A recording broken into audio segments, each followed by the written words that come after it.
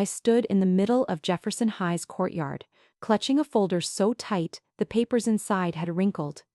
The morning bell rang, the same sound I'd heard for 25 years while mopping these hallways. But this time, I wasn't holding a mop. I was holding my enrollment form. A group of girls passed by, perfume and laughter trailing behind them. One of them, maybe 19, blew a bubble with her gum, looked at me from head to toe, and smirked. "Ma'am, the yoga class is over there. Computer classes are for students." Her friends burst out laughing. The bubble popped. For a second I couldn't breathe. Their laughter echoed across the courtyard. Sharp, metallic, like lockers slamming shut. I forced a smile. "Thank you," I said softly, though I wasn't sure what I was thanking them for. The air smelled of chalk dust and cheap coffee. The same as all those years I scrubbed the teacher's lounge. Somewhere behind me, a teacher, one I used to bring coffee to, whispered, "Isn't that Helen Moore? The janitor? What is she doing here?" I kept walking. My shoes squeaked on the freshly waxed floor, the same kind of floor I once made shine for other people to walk on. Now it felt like the entire hallway was watching me, waiting for me to drop the folder, to admit I didn't belong. When I reached the registrar's office, the secretary looked up, confused. "Can I help you, ma'am?" "I'm here to register," I said. "Or your grandchild?" "No," I smiled, though my throat was dry. "For myself." She hesitated, then handed me the form. Her polite smile couldn't hide her disbelief. My hands trembled as I signed my name. Helen Moore, age 65, in shaky blue ink. It felt like carving my name into a wall that had refused to see me for decades. As I walked out with my student ID still warm in my palm, I glanced down the hallway. The same sunlight that once caught the mop bucket now glowed against the lockers. Every sound, the chatter, the ringing bell, the scrape of sneakers, felt both new and achingly familiar. I thought of all the mornings I had been invisible here. The smell of bleach, the hush of early corridors, the echo of my own footsteps. And now, the same walls that once absorbed my silence were about to hear my voice. Still, that laughter, the one from earlier, kept replaying in my head. Not cruel exactly, just certain. Certain that I didn't belong. Certain that people like me don't start over at 65. But they didn't know the whole story. They didn't know about the notebooks I kept hidden behind cleaning supplies, about the essays I wrote on receipt paper during lunch breaks, about how every evening I read library books until the janitor's lamp burned out. They saw wrinkles and gray hair. They didn't see the girl I once was, the one who won a state essay contest and gave up college when her mother fell sick. They didn't see the widow who worked 2 jobs to raise 2 sons, both of whom had forgotten how much she once dreamed. As I stepped outside, the autumn wind caught my folder and nearly tore the papers from my hands. I held them close to my chest, laughing quietly. Not because it was funny, but because I finally realized something. For 30 years, I had polished other people's futures until they shone. Now, for the first time, I was walking toward mine. I could still hear their laughter behind me, fading with each step I took toward the main building. But this time, the sound didn't sting. It pulsed, like a bell calling me in for class. They thought I was a joke. But I knew that laughter was the first bell of my new life. For 25 years, I was the woman who cleaned Jefferson High. Every morning before dawn, I pushed my cart down the same echoing hallways, the smell of disinfectant mixing with teenage perfume and pencil dust.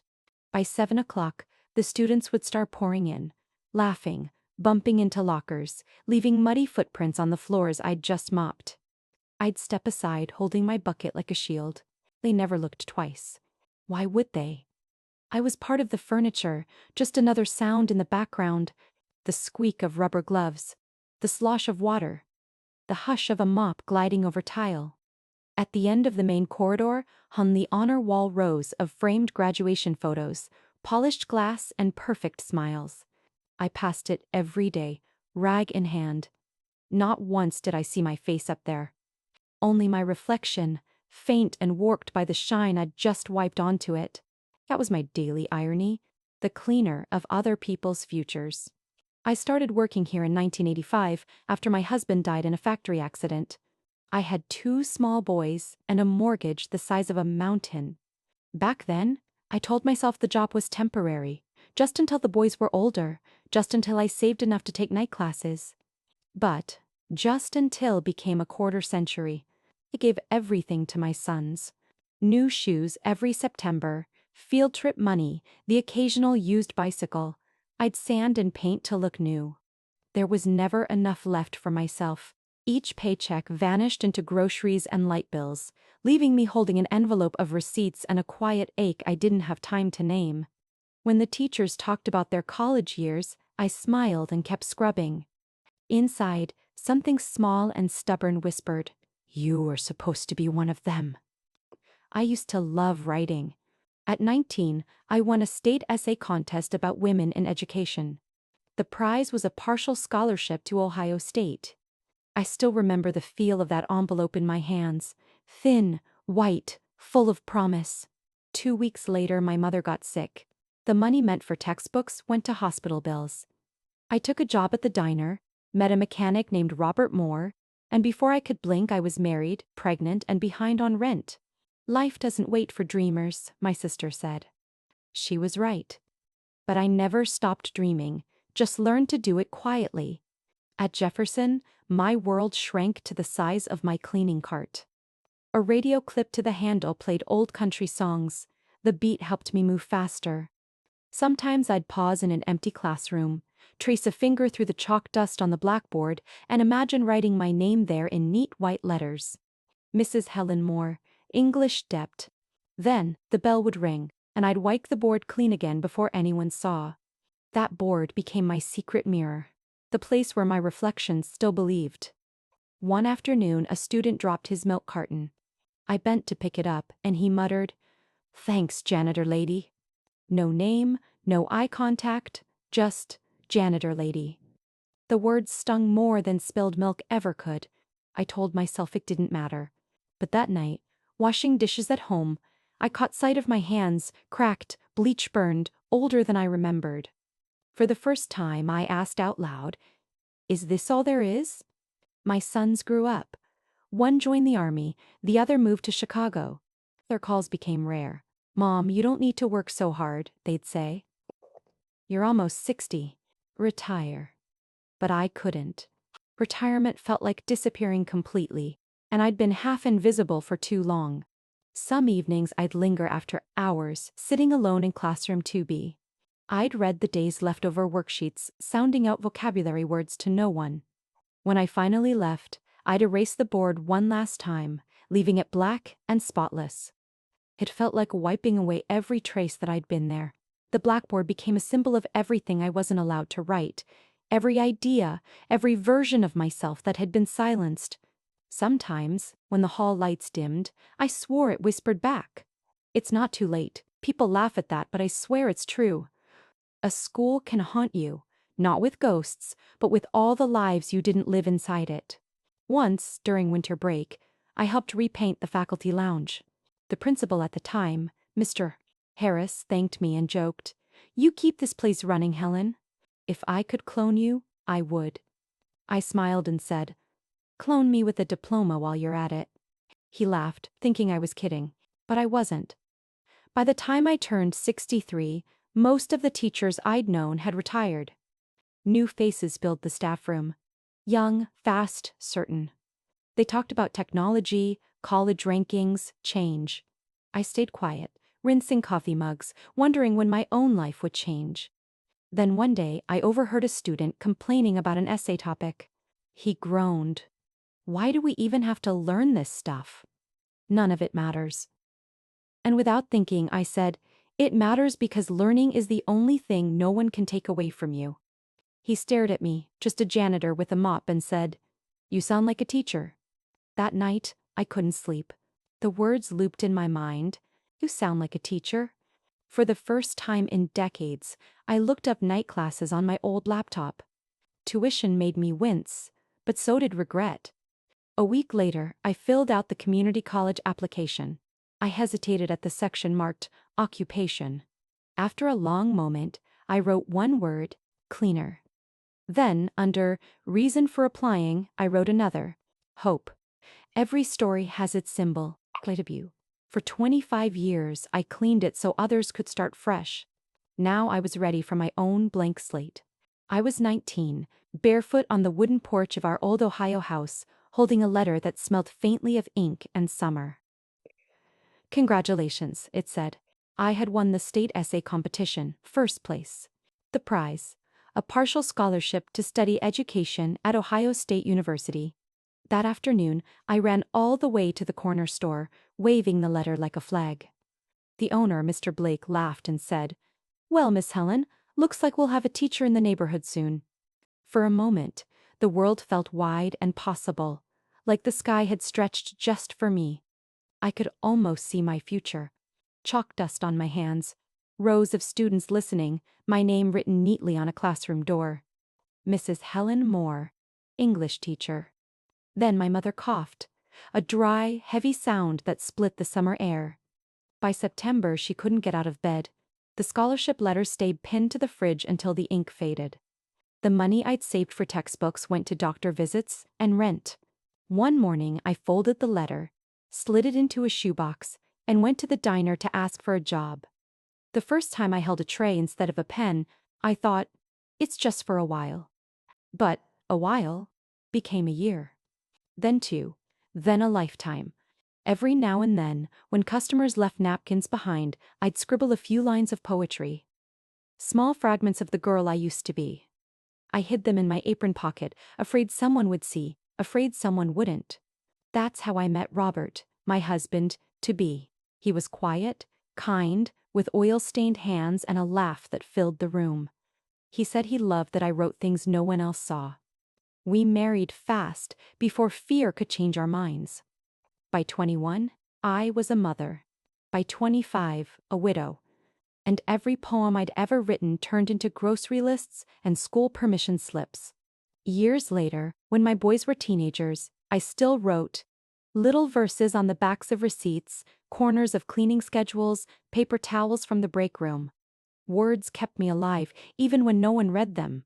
One night, after a double shift at the school, I came home, dropped my uniform on the chair, and found my eldest son at the kitchen table. He was 16, tall, impatient, half asleep over his phone. "Mom," he said, fishing a crumpled napkin from my pocket. "What's this?" He read it aloud, mocking my slow handwriting. If life had a window, I'd open it just enough for a breeze called tomorrow. He chuckled, not cruelly, just carelessly. "Mom, who needs your poems anyway?" No one reads stuff like that anymore. I wanted to tell him that sometimes, writing is how you breathe. That words are the only room that never locks you out. But instead, I smiled, the kind of smile that breaks in the middle. Then I picked up the dishcloth and started wiping the kitchen table. Wiping slow. Wiping as if I could erase the ache along with the crumbs. That night I took the napkin back and folded it carefully. The ink had blurred where his thumb had pressed too hard. I slipped it between the pages of an old dictionary under my bed.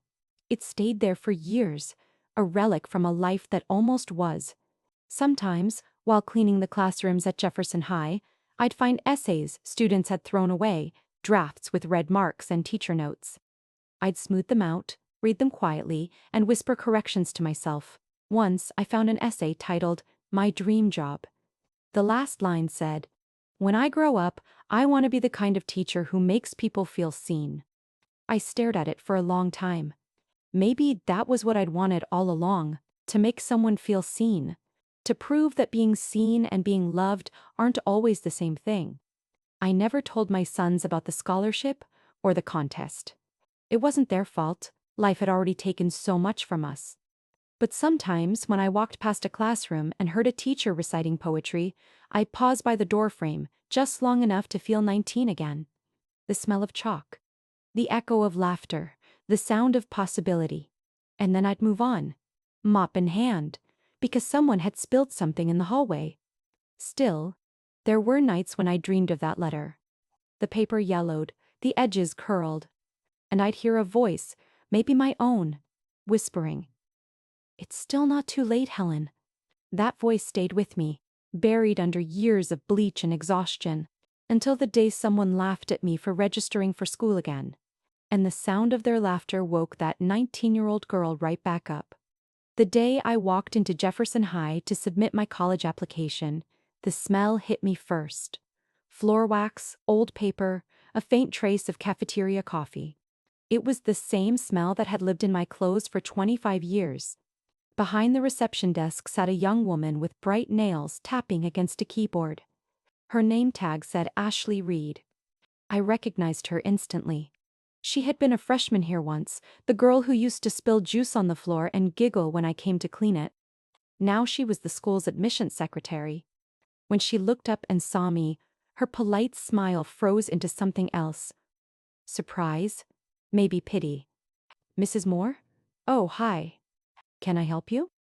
Yes, I said, laying the folder on her desk. I'd like to apply for the adult education program. She blinked. You mean for yourself? I nodded. A small laugh escaped her, the kind of laugh people make when they can't find the right words. Are you sure, ma'am? The students here are pretty young. Her tone was sugar, but her eyes were salt. For a moment, I felt the years between us. All the mornings I'd cleaned up after her class, the nights I'd polished floors while her generation moved on to bigger things. I'd have looked away. I could have apologized for wanting more. But instead, I smiled. Ashley, I said softly, I've spent 25 years wiping dust off other people's minds. I think it's time I wiped some off my own. She didn't know how to answer that. Her face softened, maybe with guilt, maybe with respect. She handed me the enrollment packet. The same hands that once held a mop now held the pen that would change my life. As I signed, the pen wobbled slightly. Nerves, age, disbelief. Each letter felt heavier than ink. When I finished, I saw my reflection in the glass door behind her. Gray hair, wrinkled hands, eyes that refused to dim. On my way out, I passed the old hallway where the classrooms lined up like old memories. Through the half-open door of room 2004, I saw a blackboard. It was still there. The same one I'd cleaned 100 times. For a second, I stood frozen, hand on the doorframe. The sunlight hit the chalk dust just right, turning it to silver. I remembered how I used to erase every word from that board at the end of the day.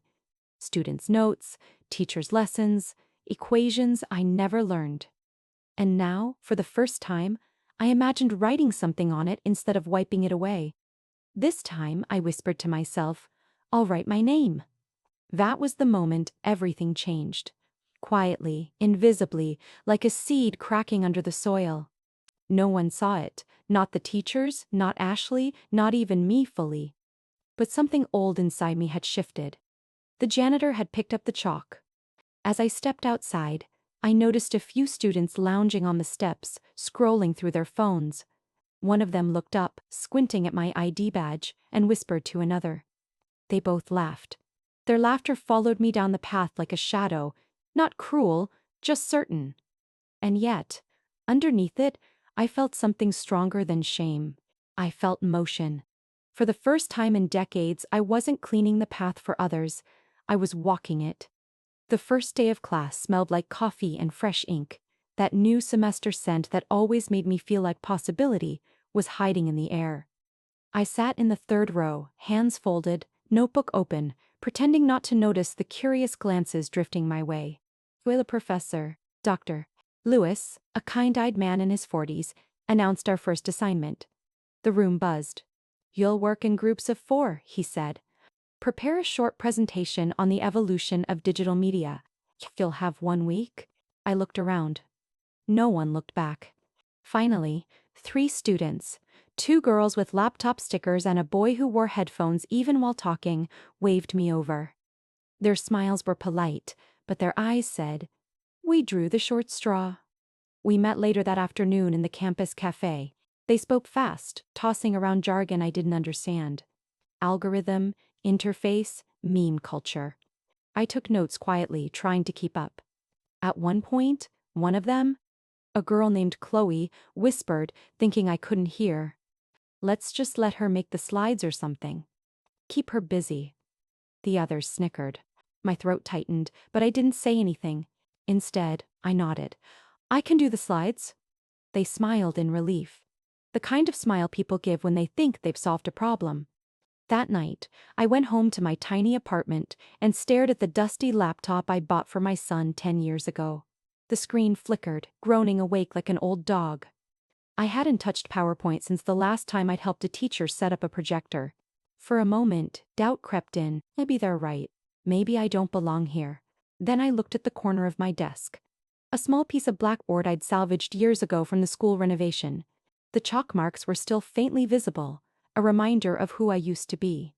I whispered, "Not this time." I opened the first tutorial video and started learning. Click, insert, resize, save. My fingers were stiff, my eyes burned, but every slide I finished felt like laying another brick on a foundation I'd abandoned decades ago. By midnight, I'd forgotten my age. By 2 a.m., I'd stopped caring about their laughter. By 4, I clicked Save Final Presentation and sat back, exhausted and alive. The next morning, I arrived early. The classroom lights buzzed softly. I watched the young students stroll in, energy spilling from their headphones and iced coffee cups. My teammates barely nodded. When it was our turn, Chloe stood up first. Her voice trembled. She'd forgotten her notes. The slides came on. My slides. And suddenly the room changed. Pictures glowed against the wall, each image moving in rhythm, the story flowing like it had a heartbeat. Dr. Lewis leaned forward, eyes wide. When Chloe stumbled, I stepped in. Gently, naturally. "If I may add," I said, pointing to the timeline, "the real evolution isn't in technology. It's in how we listen."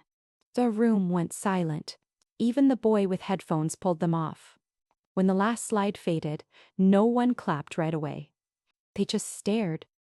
That long, stunned kind of quiet that tells you something landed deeper than words. Dr. Lewis broke the silence first. He smiled. Not the polite kind, but the kind that starts in the eyes. "Helen," he said slowly, "you didn't just understand the material, you made me want to keep teaching another 10 years. The class laughed softly, but this time it wasn't mockery. It was admiration. I felt warmth rise in my chest. Not pride exactly. Something gentler, steadier.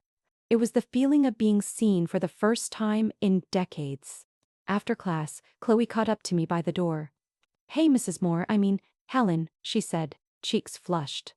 "Those slides were incredible. I'm sorry if we—" I smiled. "It's fine. You just helped me remember what I'm capable of." Outside, the afternoon light spilled across the courtyard, bright and sharp. I stopped at the bench near the old blackboard display where students used to scribble quotes. Someone had written in chalk, "Learning is a rebellion against forgetting." I touched the words with my fingertips. They left a white dust across my skin. The same dust I'd spent half my life wiping away. Only now, it felt like something sacred. 1 year later, I was at the top of my class. At 66, I was the student everyone came to for notes, proofreading, or quiet advice before exams. The same hallways that once heard my mop bucket now echoed with people saying my name. "Ask Helen, she'll know." Oh, but not everyone celebrated. When my final grades were posted online, my eldest son called from Chicago. "Mom, seriously," he sighed, "you're #1 in a community college program." "Great. But what's next? You planning to die with a diploma in your hand?" I smiled into the phone. "Oh," I said quietly, "I'm planning to live with one." He didn't answer for a long time. Finally, he muttered, "You could just retire. Enjoy life." "Why do you need all this proving?" I almost told him that enjoying life is what I'm doing. That for the first time, I wake up excited, not tired. But I'd learned something. Explanations drain the very energy you need to move forward. So instead, I said, "Take care of yourself, dear," and hung up. That night, I sat at my kitchen table with my old checkbook. Years of careful saving, every dollar from extra cleaning shifts, every holiday bonus I'd tucked away instead of buying new shoes, lay before me. I withdrew it all the next morning. The teller asked what the money was for. "A class," I said. "Another one?" she asked with a laugh. "No," I said, smiling. "My class." I rented a tiny room above the library. Peeling paint, flickering lights, rent so cheap it felt like a dare, and taped a handwritten sign to the door. Learning. Again, a space for women starting over. The first night, only 3 people came. All of them older than 50. All of them carrying the same tired hope I used to hide. One woman, Denise, said she hadn't opened a book since her husband told her she was too slow to bother. Another, Rosa, wanted to learn email so she could talk to her grandchildren. They apologized for being bad students. I told them not to. If you're here, I said, you've already passed the hardest test, the one about courage. When I showed them how to turn on the projector, my hands trembled. Not from fear, but from awe. I was teaching. Finally, after half a lifetime of scrubbing the edges of other people's knowledge, I was writing my own lesson plan. Each week more women arrived. Widows, retirees, nurses, grocery clerks. They brought cookies, questions, stories about being invisible. I taught them how to type, how to search for scholarships, how to introduce themselves without shrinking their voices. Some nights we ended up just talking about grief, about grown children who forgot to call, about the difference between being needed and being respected. Word spread fast. The local paper wrote a small column, "Former janitor starts school for women restarting life." I cut it out and pinned it to the same piece of blackboard that hung in my apartment. Underneath, I wrote in chalk, "Never too late to write your name." When my younger son came to visit, he stood in the doorway of that little classroom, eyes wide. "Mom," he whispered, "you really did this?" I nodded. He looked at the rows of old computers, the women laughing as they practiced typing, and said, half joking, "Guess you're the principal now." I laughed. "Not yet," I said, "but give me a few years." There was a lightness in me I hadn't felt since 19. Not the wild light of youth, but the steady glow of ownership. For the first time in decades, I didn't ask permission. I didn't flinch when people laughed. Every smile of doubt became a kind of fuel. One evening, as I erased the board after class, a trail of chalk dust lingered in the air like smoke. I watched it shimmer in the lamplight and realized something. For half my life, I'd been cleaning traces of others. Now, I was leaving my own. I locked up, turned off the lights, and caught my reflection in the window. Tired, older, but unafraid. The world outside was dark, but the glass still held a faint glow from inside the room. That's when I said it out loud, to no one in particular. I didn't go back to school to die learning. I went back to school to live again. I started whispering again. At the grocery store, at church, even outside the library. That old woman's trying to feel young again. 67, and playing teacher. How cute. The words reached me the way rain hits an umbrella. I could hear them, but they didn't soak in anymore. Strangely, I felt calm. Every morning I made my coffee, black and slow, the way I used to when I had to stay awake for double shifts. Now, I drank it not to survive the day, but to taste it. The mug warmed my palms, the steam blurred the lines on my face. When I opened a book, my hands trembled. Not from fear, not even from age, but from gratitude. My body had grown old, but my spirit had finally stopped shaking. I had never known this kind of quiet. It wasn't silence, it was balance. No one was calling, no one was demanding, no one was telling me who to be. For the first time, the house was mine in every sense of the word. Some evenings, I would sit by the window after class, watching the streetlights blink on. Students from the night school passed by, backpacks slung over one shoulder, their laughter spilling through the air. I used to envy that sound. Now I recognized it. The rhythm of learning, the music of beginnings. Inside my little classroom, the air still smelled of chalk and coffee. The women stayed after sessions just to talk about jobs, grandchildren, the ache in their knees, the new email accounts they were proud of creating. They called me Miss Helen, half joking, half reverent. Each time I heard it, something inside me settled into place. But with every headline and compliment, there were shadows of judgment. A man from the city council stopped by one day and said, "You're doing a nice thing, Helen. But don't you think you should rest? Let the younger generation handle progress?" I smiled. Progress doesn't have an age limit.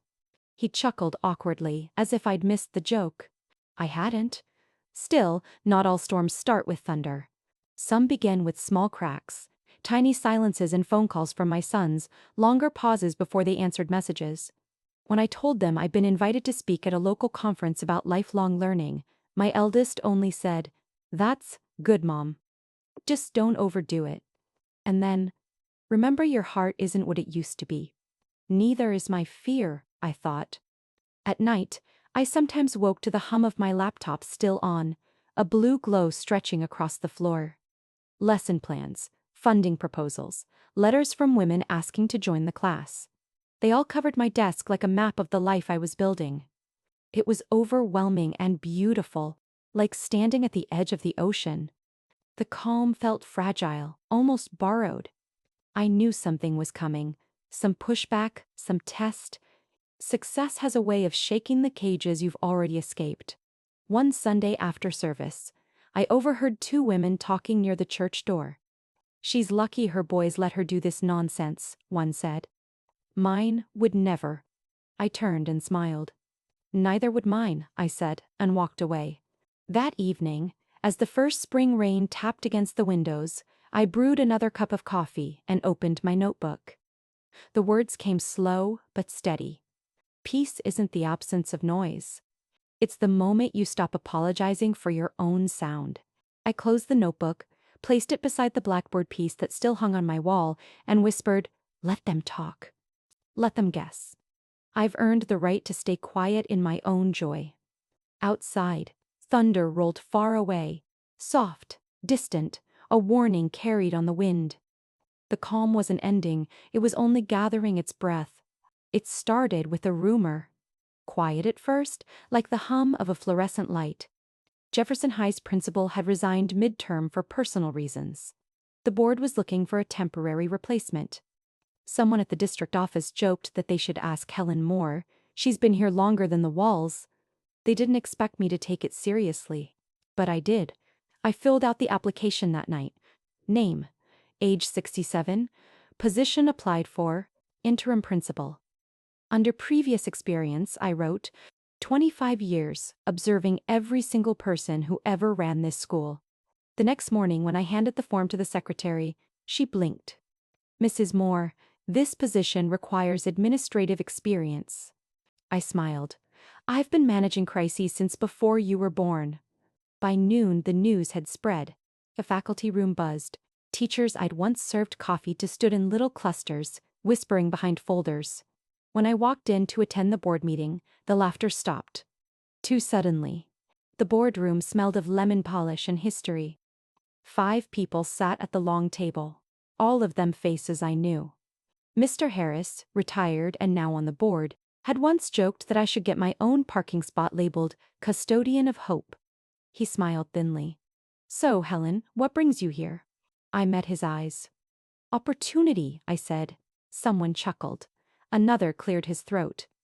"Helen," a woman began, "you've always been the heart of this place. But running a school isn't just heart. It's budgets, policy, public image." I folded my hands. "I understand. For 25 years, I watched every decision that broke this place or saved it. I cleaned up after both." That got their attention. Then Mr. Harris leaned back, voice dripping with amusement. "You used to hold the mop, Helen. Now you want to hold the office keys?" Their laughter filled the room. Warm, condescending, practiced. It should have hurt.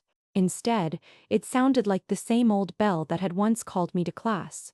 I stood slowly. My voice was calm, steady. "I've never dropped a key in my life," I said. "Especially not the key to myself."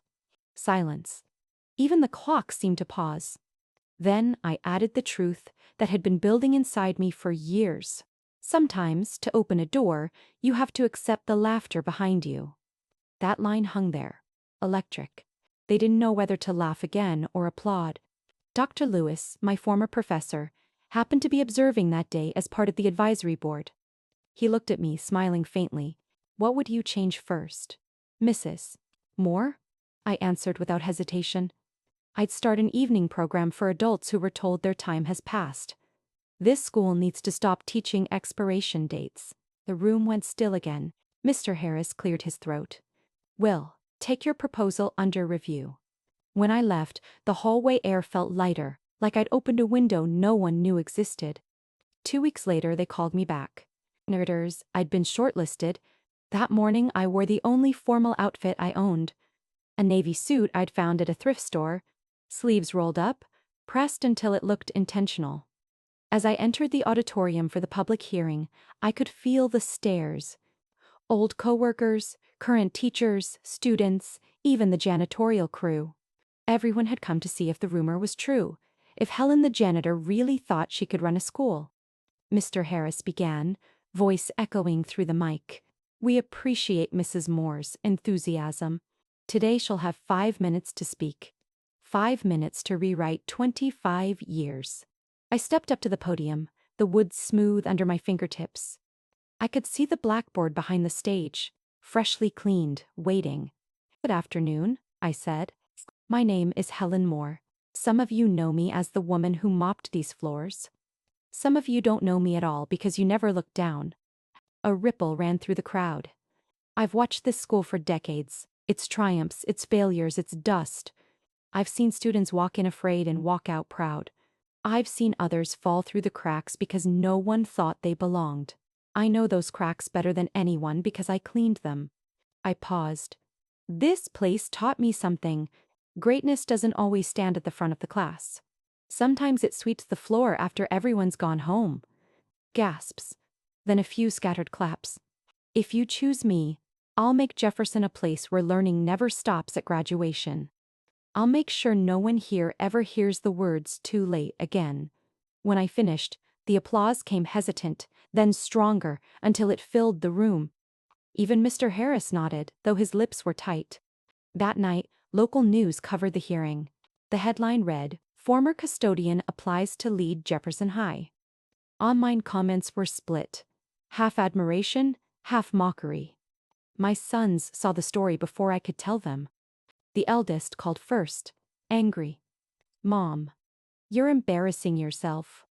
What if you lose? I said quietly. Then I'll still have done something I wasn't supposed to. Texted. Loud of you, old lady. That was enough. For days I heard nothing. Then a letter arrived. Thick paper, official seal. My hands shook as I tore it open.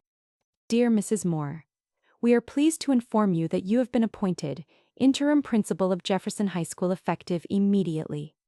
I sat down, the world spinning softly around me. After a lifetime of cleaning doors, I finally held the key to one. My first morning as principal, I arrived before sunrise. The halls were empty, the waxed floors reflecting the ceiling lights. I ran my hand along the lockers, feeling every scratch, every memory. When I unlocked the office door, the key turned with a sound so familiar it made me smile.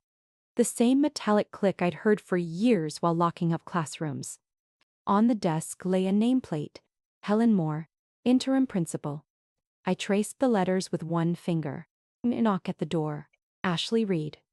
The same secretary who'd once doubted my enrollment stood there holding a folder. Her eyes were soft. Congratulations, Mrs. Moore, you earned this. I smiled. Thank you. Now, let's get to work.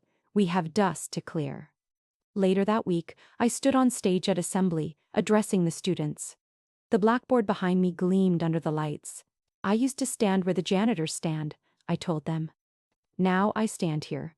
That's not a miracle, it's a reminder. Every role in this school matters. Every dream left in the hallway can still find its classroom. Applause thundered, but I hardly heard it. I was watching the reflection of the board behind me, a shimmer of chalk dust rising like smoke. For the first time in my life, I wasn't cleaning the stage. He was standing on it, and somewhere deep inside, I whispered the line that had carried me here. Sometimes, to open a door, you must let the laughter echo behind you.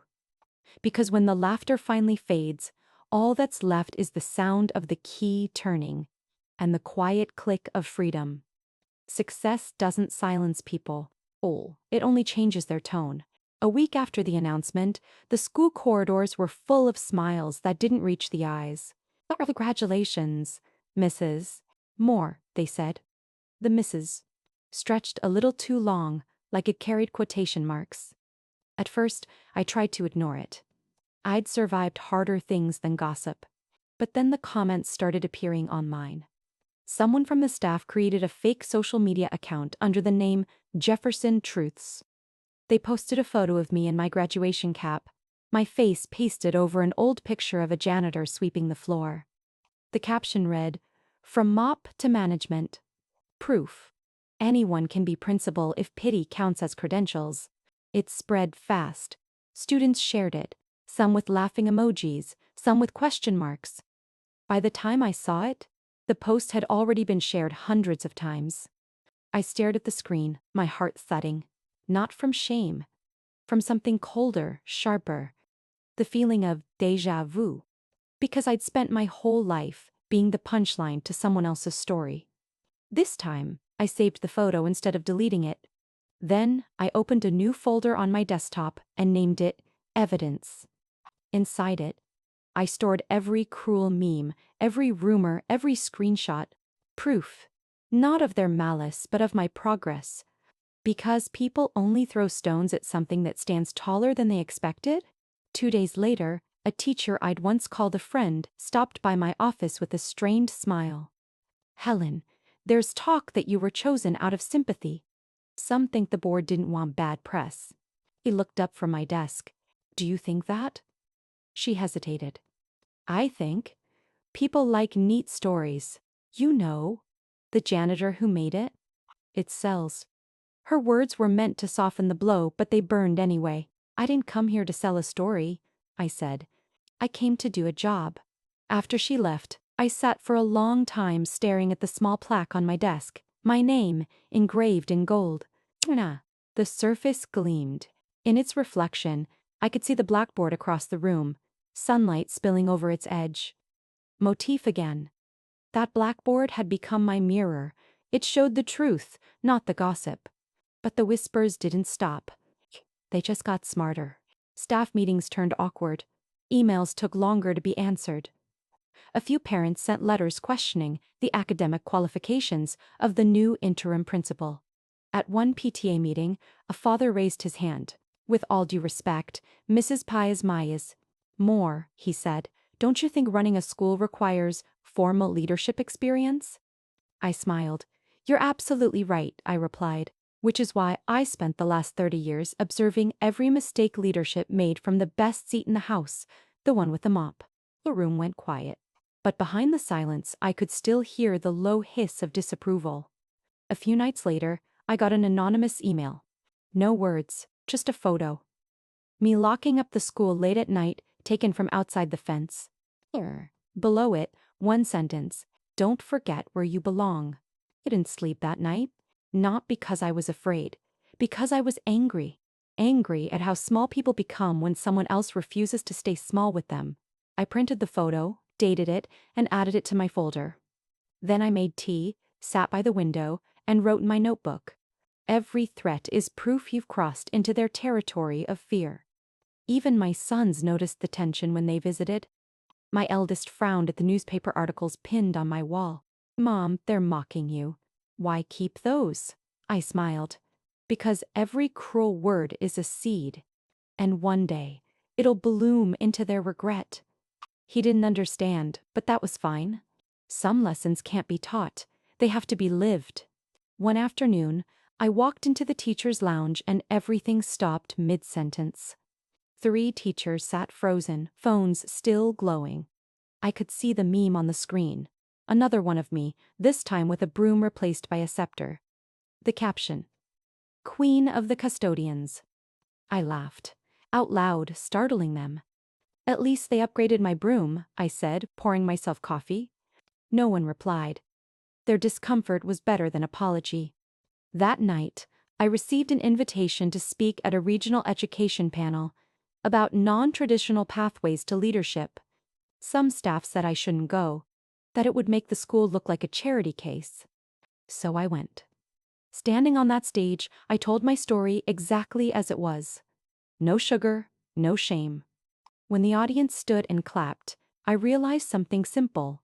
Their applause wasn't for pity, it was for perseverance. The next morning, Jefferson Truths posted again. Helen Moore milks the sympathy tour. Next stop, motivational speaker?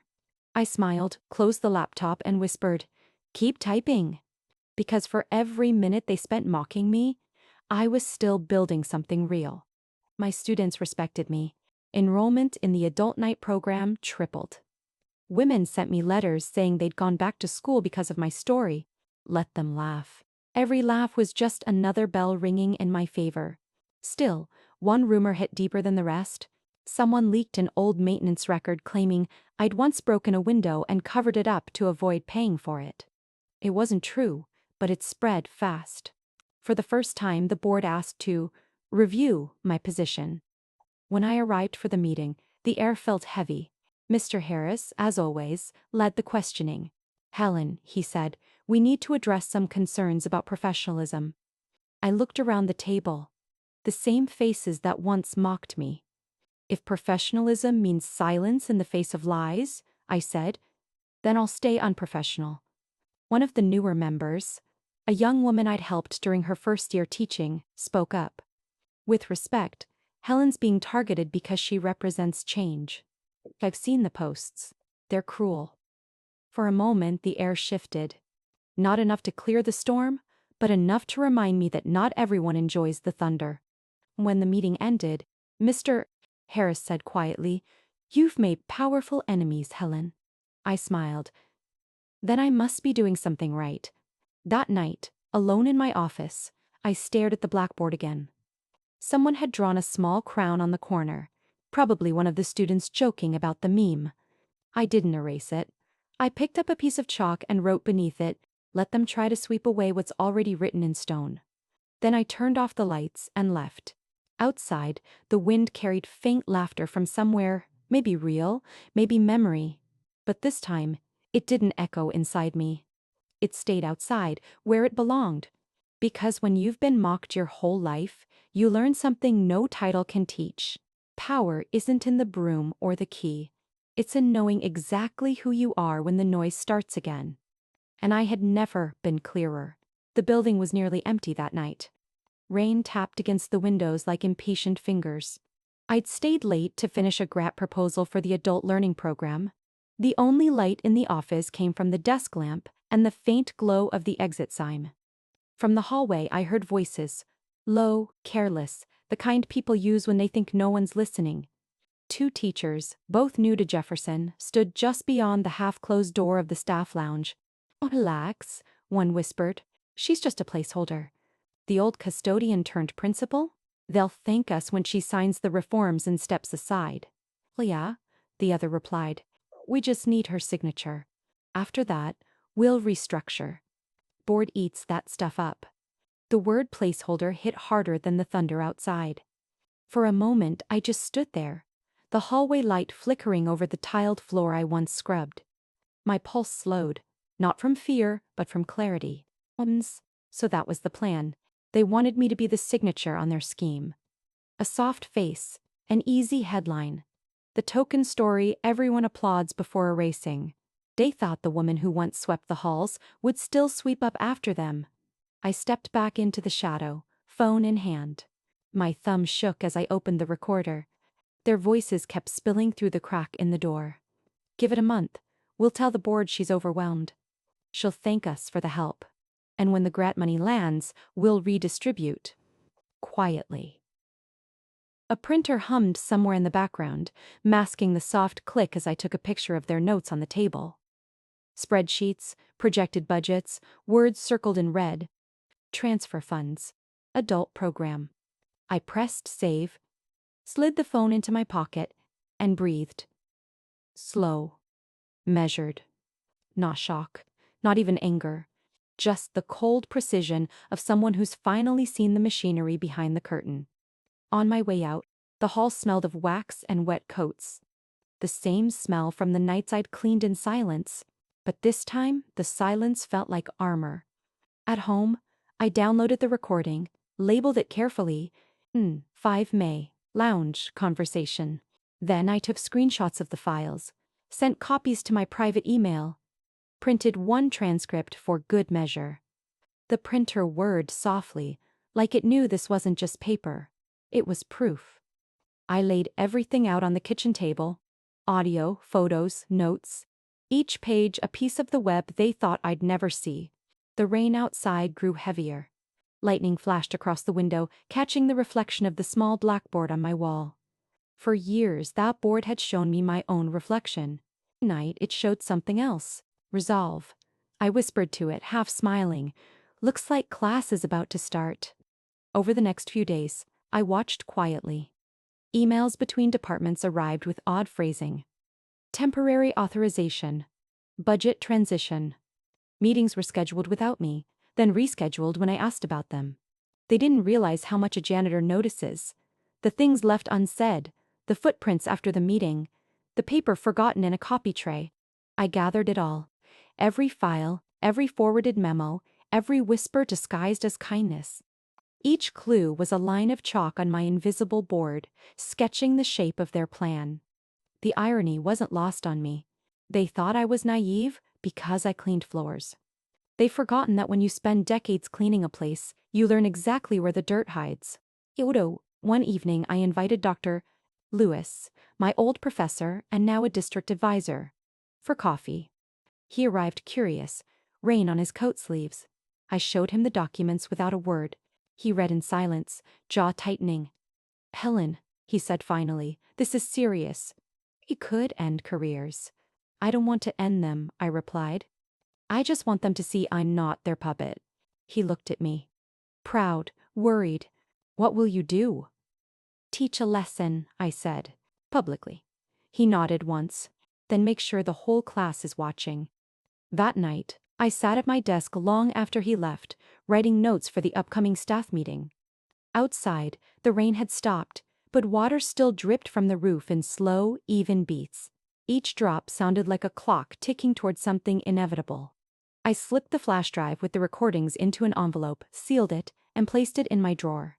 Then I opened my notebook and wrote a single line. Lesson 1. Never underestimate the woman who knows where the keys are kept. When I turned off the light, the room glowed faintly from the reflection of the blackboard. For a second, I saw my younger self there. The girl who once dreamed of writing her name in chalk. Now, she was smiling back at me, holding the chalk steady. Because this time, I wasn't erasing the board. I was getting ready to write the truth on it, for everyone to see. The morning after I finished gathering proof, I called the school's legal office. The young attorney on the line sounded startled when I said my name. "Mrs. Moore, what can I do for you?" "You can listen," I said. I arrived with a folder thick enough to make him blink. Recordings, screenshots, copied memos, everything labeled and dated. He poured coffee. I slid the files across the table. When the audio clip played, those voices planning to use me as a puppet. His expression hardened. "Helen," he said slowly, "this isn't gossip. This is fraud."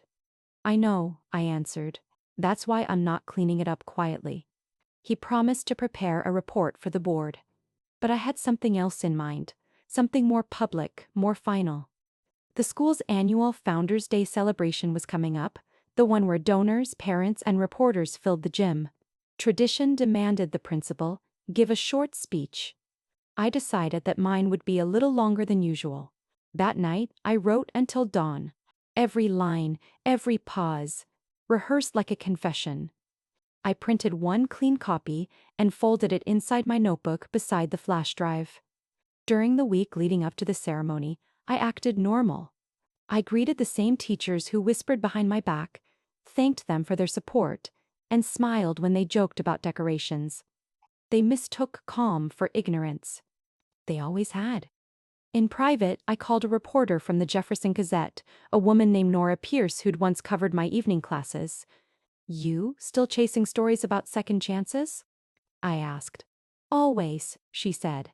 "Then come to Founders' Day." 3. Recorder. She hesitated. "Something happening, Helen?" "Just a little housekeeping," I told her. The morning of the event, the gym buzzed with the smell of flowers and polish. Rows of folding chairs filled with parents and former students. The banner read, "See Celebrating Jefferson's Future." I adjusted the microphone, palms steady. Out of the corner of my eye, I saw them. The two teachers from the lounge sitting together, smiling too wide. When the band finished the school anthem, Mr. Ain Harris began the introductions. Our remarkable principal, Mrs. Helen Moore. Proof that dedication knows no age. Applause rippled. I walked to the podium, nodded to the crowd, and began, "Good morning." When I first entered Jefferson High, I held a mop, not a microphone. Back then, I thought the job was to clean what others left behind. Today, it seems, the job hasn't changed as much as people think. A polite chuckle moved through the room. Then I clicked the small remote in my hand. The projector lit up behind me. Black screen, then a waveform, then the first line of the recording. "Relax," a familiar voice said through the speakers. "She's just a placeholder," the sound echoed through the gym. Gasps, murmurs, chairs scraping. Someone whispered, "Oh my God." I let it play just long enough for recognition to strike, then stopped it. Silence. Thick, electric. The two teachers sat frozen. One went pale, the other looked for an exit. I didn't move. I didn't need to. "For those of you wondering," I said, my voice calm, "that was recorded here, in this building." Some of our staff believed I was too naive to notice their plans. They thought the former janitor wouldn't recognize a mess when she saw one. I let that hang in the air, then added, "If I once cleaned the garbage of this school, today I'm simply finishing the same job, taking out the last of it." A single clap broke the silence, then another, then a wave. The crowd stood. Reporters scribbled, cameras flashed. The guilty ones rose shakily and slipped out through the side door. Their footsteps loud in the hush. I waited for the applause to fade, then closed my speech the way I had written it at 3 a.m. Jefferson's future deserves honesty, not convenience. Education begins the moment we stop pretending not to see the dirt. I stepped back. Nora Pierce caught my eye from the front row, her recorder blinking red. He mouthed, "Thank you." Afterward, the hallway filled with students and teachers talking in low, astonished tones. Some came up to hug me, others couldn't meet my gaze. Mr. Harris approached, his face the color of chalk. You blindsided us, Helen." "No," I said, gathering my notes. I turned on the lights. When I finally reached my office, I shut the door and exhaled. The blackboard behind my desk glowed faintly in the late afternoon sun. Without thinking, I picked up a piece of chalk and wrote across it in large letters, "Ruth cleans. Better than bleach." Then I hung the piece of chalk back in its tray, wiped my hands, and smiled. For the first time since I'd taken this job, the building truly felt clean. After the Founders' Day ceremony, everything changed, slowly at first, then all at once. The board met the next morning in emergency session. 2 resignations landed before noon. By evening, an email went out to the entire district. Effective immediately, Mrs. Helen Moore is confirmed as the official principal of Jefferson High School. I stared at the screen until the words blurred. For so long, I'd imagined this place as a house I could never own, always sweeping its floors, never stepping upstairs. Now the key was in my hand. When I returned to the building, the hallways were different. Not cleaner or brighter. Just awake. Every step echoed with recognition. Teachers nodded instead of smirking. Students whispered. That's her in the way people whisper when they've just seen a story become real. As I walked down the main corridor, sunlight spilled through the high windows and struck the blackboard display at the end of the hall, the one I used to polish until my reflection vanished. The light hit it just right, scattering tiny flecks of chalk dust into the air like snow. I reached out and touched the frame. The wood was smooth from years of wiping. 30 years ago, I had scrubbed that surface clean for others to write their lessons. Today, it shone back at me like a mirror that finally recognized its owner. The loudspeaker crackled overhead. The announcer's voice trembled with emotion. "Ladies and gentlemen, students and faculty, please welcome the new principal of Jefferson High, Mrs. Helen Moore, age 68. Applause roared from the classrooms. Somewhere down the corridor, a student whistled. The sound traveled through the vents and ceiling tiles, filling every corner. And I stood there, eyes wet, hand on the same wall I had once cleaned, whispering the words I'd carried for decades.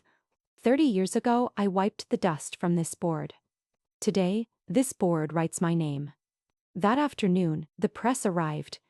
Nora's article hit the front page, From Janitor to Principal. Helen Moore redefines Jefferson High. Photos of me walking the halls flooded social media, replacing the cruel memes that had mocked me months earlier.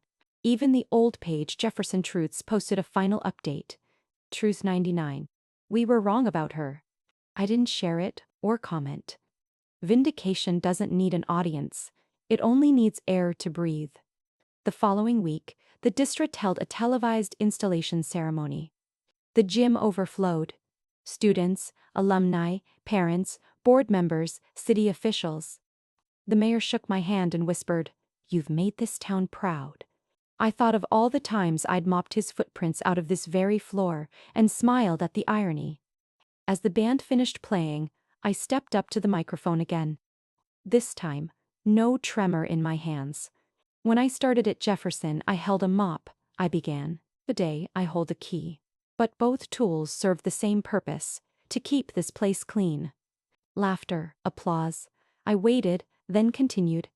For decades, I believed my job was to remove other people's messes. Now I understand.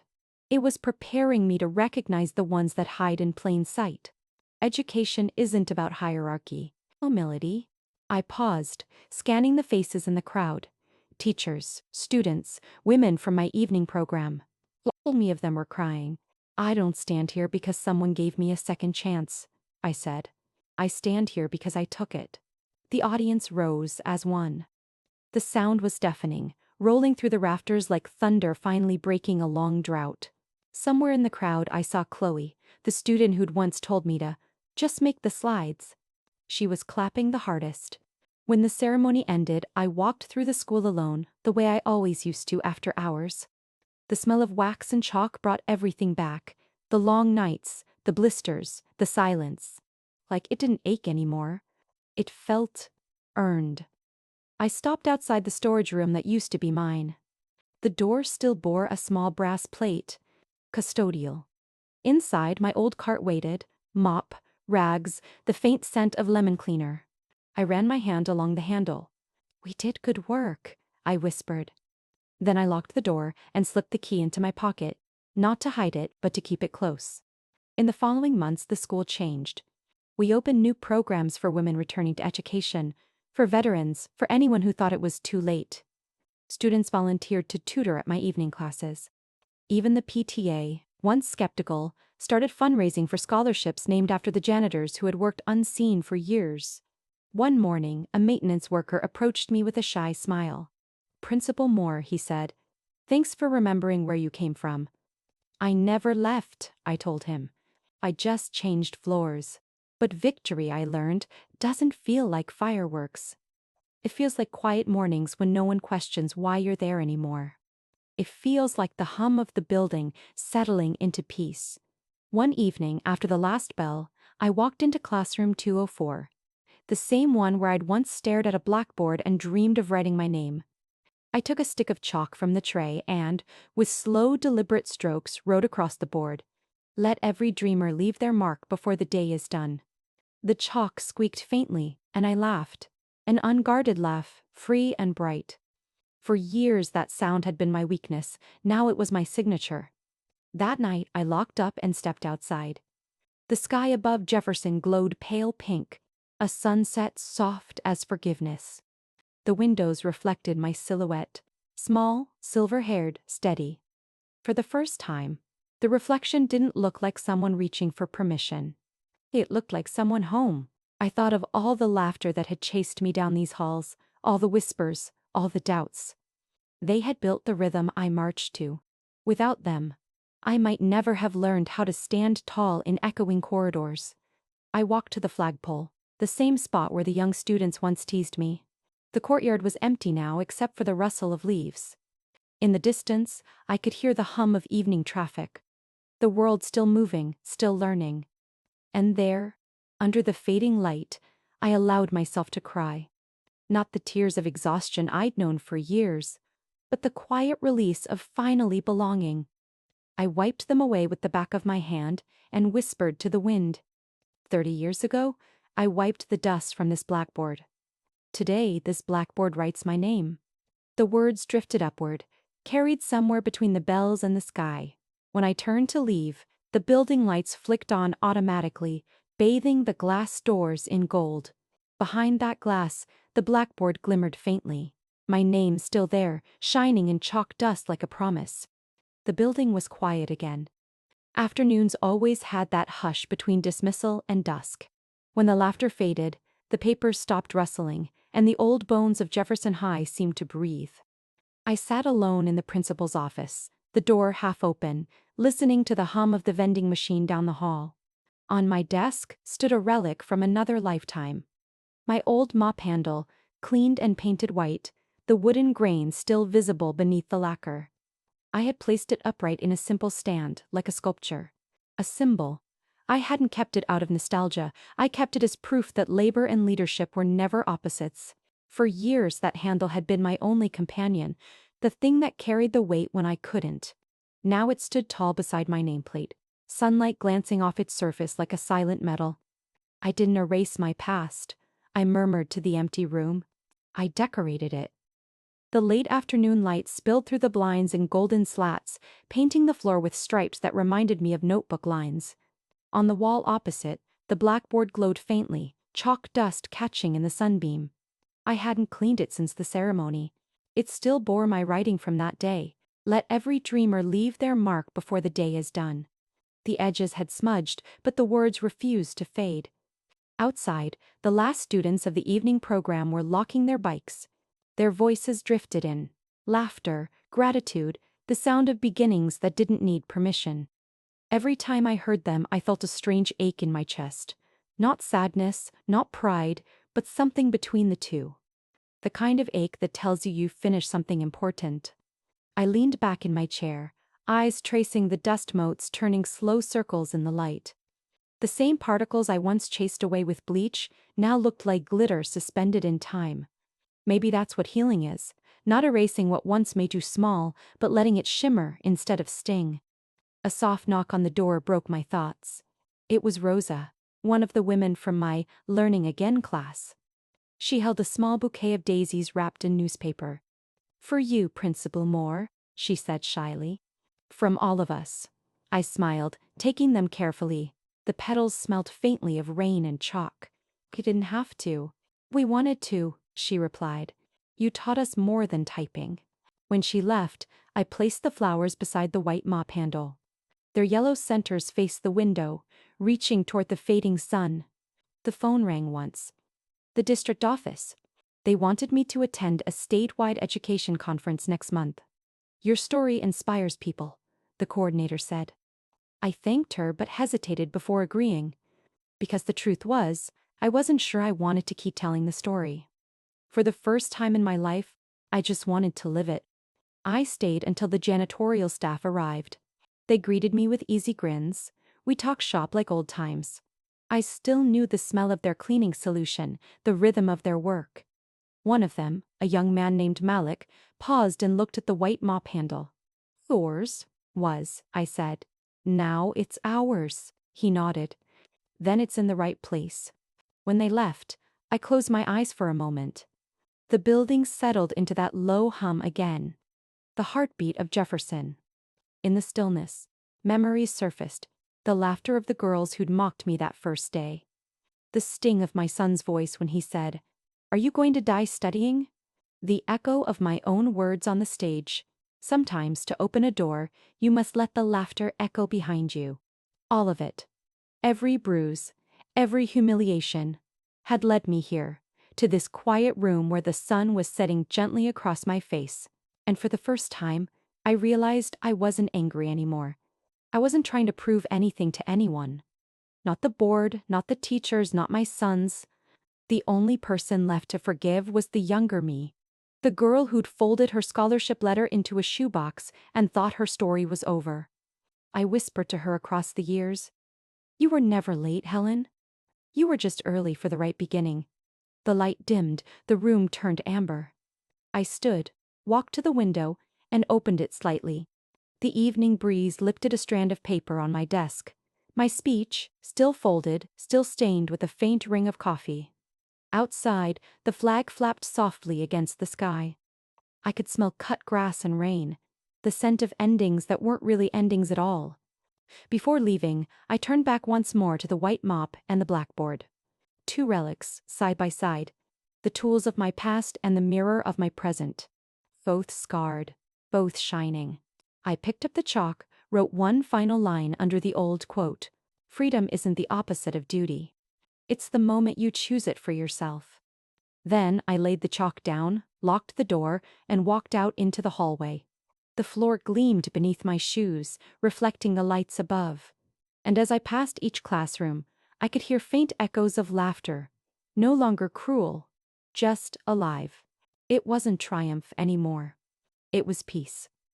3 years later, the building that once saved me now belonged to others.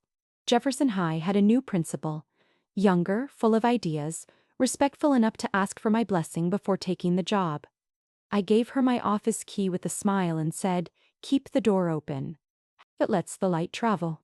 Retirement didn't feel like ending. It felt like stepping onto another kind of stage. I wasn't done teaching, just ready to teach somewhere smaller, quieter, truer. So I opened a community program of my own. We called it Second Start, a school for women over 50 who wanted to write, study, or simply remember who they used to be before the world told them it was too late. The space was humble, an old church hall repainted in soft yellow. We hung strings of light across the ceiling and used mismatched desks donated by the district. On the front wall, I mounted a photograph. Me, holding a piece of chalk, mid-laugh, writing a line that had become my compass. Age is not a full stop, it's a comma. It made the women smile every time they walked in. Some touched the frame like a lucky charm. To them, that photo wasn't just me. It was proof that reinvention was possible. The first class had 8 women. By the third month, there were 27. They came from everywhere. Retired nurses, widows, factory workers, former secretaries, one ex-nun who wanted to learn how to email her niece. They arrived nervous, notebooks clutched like shields. On the first day, I asked each to write one line beginning with, "I am still." Some wrote, "I am still learning." Some wrote, "I am still scared." One wrote, "I am still here." That line stayed with me the longest. Every morning I unlocked the door, turned on the kettle, and watched them filter in, laughing, talking, setting down bags full of half-finished lives. They called me Miss Helen, just like my students once had. And every time I heard it, I felt the world folding in neatly, past and present shaking hands. We studied writing, computers, public speaking, but mostly, we studied ourselves. The women wrote essays about marriages that broke, about children who forgot to call, about dreams that still waited in kitchen drawers. We didn't correct grammar. We corrected silence. One evening, a woman named Louise stayed after class.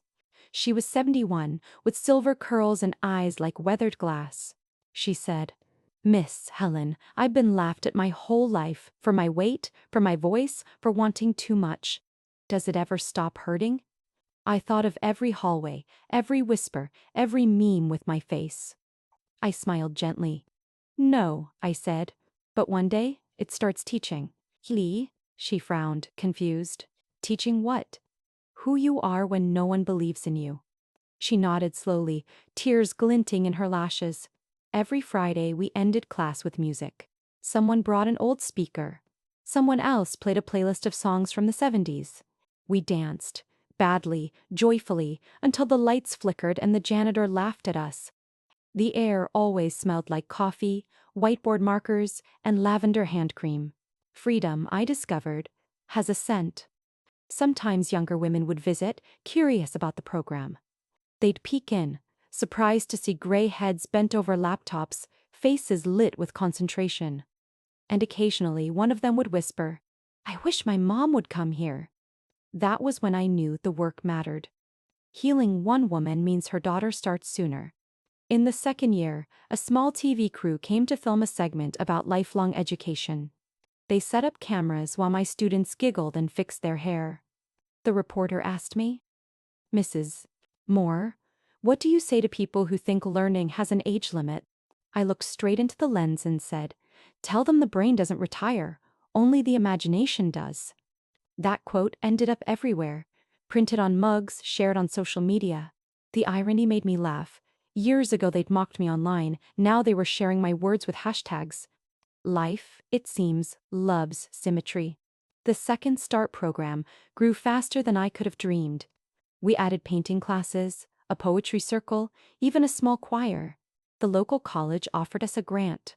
Every graduation night, we read our essays aloud in front of family members who never thought they'd see their mothers or grandmothers behind a podium. There were tears, laughter, applause. Once, during the closing ceremony, a woman asked, "Miss Helen, do you ever get scared people will laugh at us?" The room quieted. I looked at her, at all of them, and said no. Because by the time people laugh, I already know we're walking the right path. They clapped, a few cried, and in that moment, I realized the truth. The sound of laughter hadn't changed. I had. It no longer pierced, it propelled. My sons visited the program on its 3rd anniversary. They'd changed too, older, softer around the eyes. My eldest walked around the hall, touching the framed photo, the posters, the bulletin board filled with my students' essays. "You built this, Mom," he said quietly. "No," I answered. "We built this." When they left, I watched from the doorway as their car pulled away, the evening sun spilling across the street. I thought about the years we'd lost to misunderstanding. But maybe we needed distance to see each other clearly again. That night I stayed late, alone in the classroom. The lights were dim, only the photo on the wall glowed under the emergency lamp. I traced the words beneath it with one finger. Age is not a full stop. It's a comma. A comma means there's more to say. Yeah. I walked to the chalkboard. Yes, an old one I'd salvaged from Jefferson before leaving, and wrote across it, "Every lesson begins again when you dare to learn yourself."